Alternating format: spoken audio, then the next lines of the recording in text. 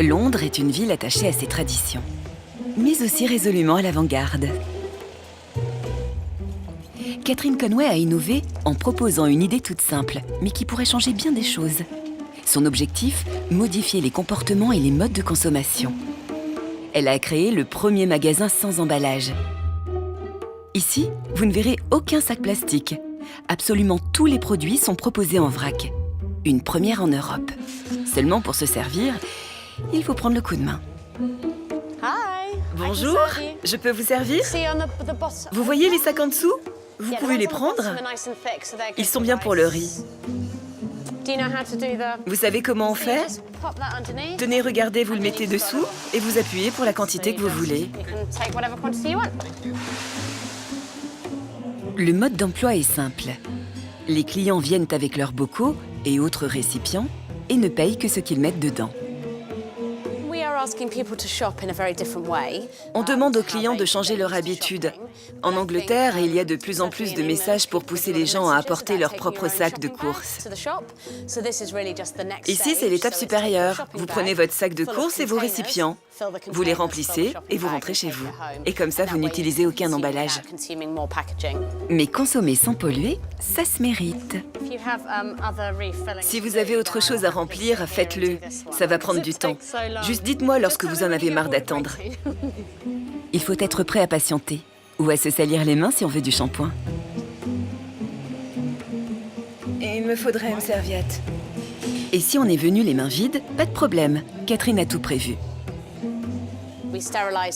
Nous les avons stérilisés et les clients peuvent les utiliser gratuitement pour les remplir avec de l'huile d'olive, par exemple. Et ensuite, ils les mettent ici, comme ça. Et maintenant, la bouteille est fermée et ils peuvent la réutiliser la fois suivante. Catherine a créé son magasin il y a 7 ans, au nom évocateur de Unpackaged, qui veut dire sans emballage. Elle l'a fait en réaction à l'omniprésence du plastique dans nos modes de consommation. Un fléau pour l'environnement. Aujourd'hui, son combat ne s'arrête pas à son échoppe. Elle s'intéresse à toutes nouvelles innovations dans le domaine. Ben Seffer vient faire une démonstration des dernières découvertes en matière de plastique de sa société. Je plonge le sac et je mélange. Donc l'idée est de mettre vos pâtes directement avec l'emballage dans l'eau bouillante pour les cuire. Actuellement, en Angleterre, ce n'est pas encore approuvé à la consommation. Mais il y a une formule qui est autorisée aux États-Unis exactement sous cette forme. De la nourriture emballée que l'on peut consommer avec son emballage en faisant tout cuire en même temps. Mais comme vous pouvez le voir, ce n'est pas très appétissant de préparer son dîner dans cette eau. Mais cependant, c'est totalement écologique et sans danger.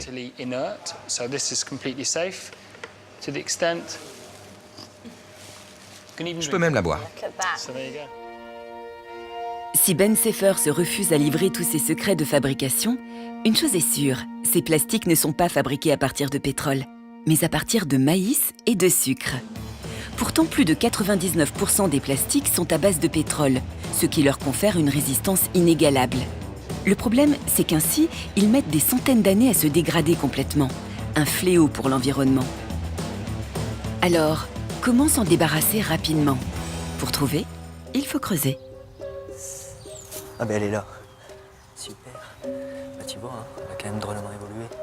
À Poitiers, en France, Thierry Ferreira cherche un moyen pour parer au problème des déchets plastiques. Et sa recherche commence dans ce tas de compost. Très bien. L'objectif de nos études, c'est effectivement de rendre ce bout de plastique que vous voyez ici, qui est un bout de plastique tout à fait classique, qui finalement est utilisé pour fabriquer les matériels qui sont autour de nous, les coques de portables, d'ordinateurs par exemple. Et le but, c'est de rendre ce plastique complètement biodégradable dans l'environnement. Pour parvenir à ses fins, ce chercheur va récupérer sur le plastique les milliers d'espèces de bactéries qui, naturellement, sont venues s'agglutiner à sa surface.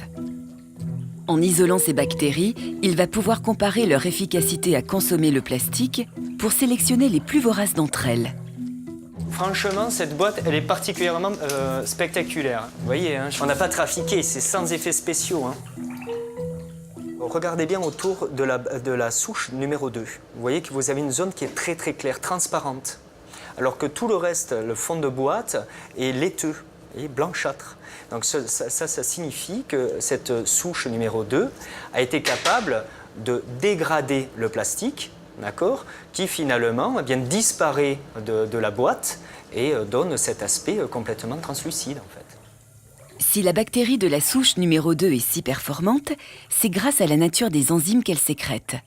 L'idée de Thierry Ferrara est d'introduire cette enzyme dans du plastique pour en changer les propriétés. Le plastique est obtenu par polymérisation. Une molécule est multipliée des centaines et des centaines de fois pour donner une longue chaîne appelée polymère.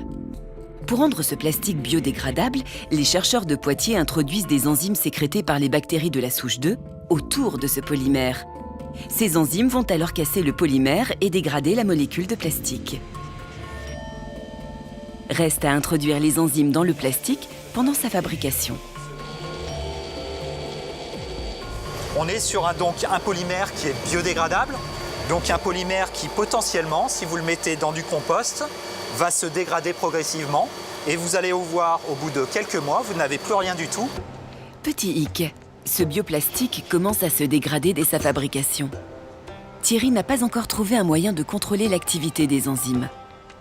Mais il peut enterrer son plastique sans mauvaise conscience. La carte de plastique que je viens de mettre va se dégrader dans les conditions ici, des conditions de compost, en quelques semaines, quelques mois, contre jusqu'à 300 à 400 ans pour certains des plastiques que l'on retrouve actuellement sur le marché.